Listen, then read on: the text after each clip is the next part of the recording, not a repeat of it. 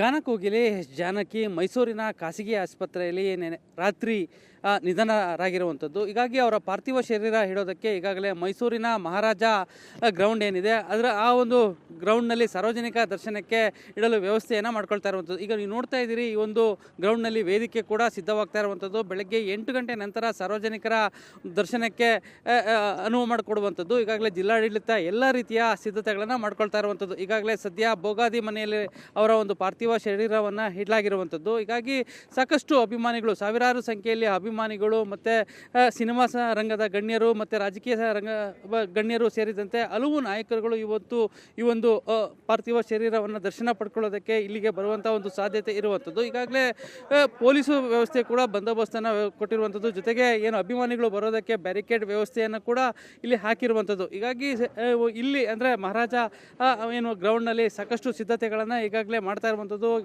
ಇಲ್ಲಿ ಅವರ ಒಂದು ಪಾರ್ಥಿವ ಶರೀರವನ್ನು ಇಡೋದಕ್ಕೆ ವೇದಿಕೆ ಕೂಡ ಸಿದ್ಧತೆಯನ್ನು ಮಾಡ್ತಾ ಇರುವಂಥದ್ದು. ಹೀಗಾಗಿ ಬೆಳಗ್ಗೆ 7:30 8 ಗಂಟೆಗೆ ಅಷ್ಟು ಒಳಗಡೆ ಅವರ ಒಂದು ಜಾನಕಿ ಅವರ ಒಂದು ಪಾರ್ಥಿವ ಶರೀರ ಇಲ್ಲಿಗೆ ತರಲಾಗುತ್ತೆ.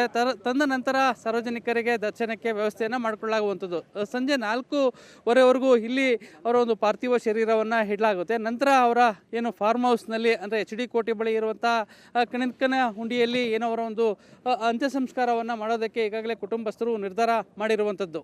ಕ್ಯಾಮ್ರಾ ಪರ್ಸನ್ ದೀಪಕ್ ಜೊತೆ ನಂದೀಶ್ ಮಲೆನಹಳ್ಳಿ, ಏಷ್ಯಾನೆಟ್ ಸುವರ್ಣ ನ್ಯೂಸ್, ಮೈಸೂರು.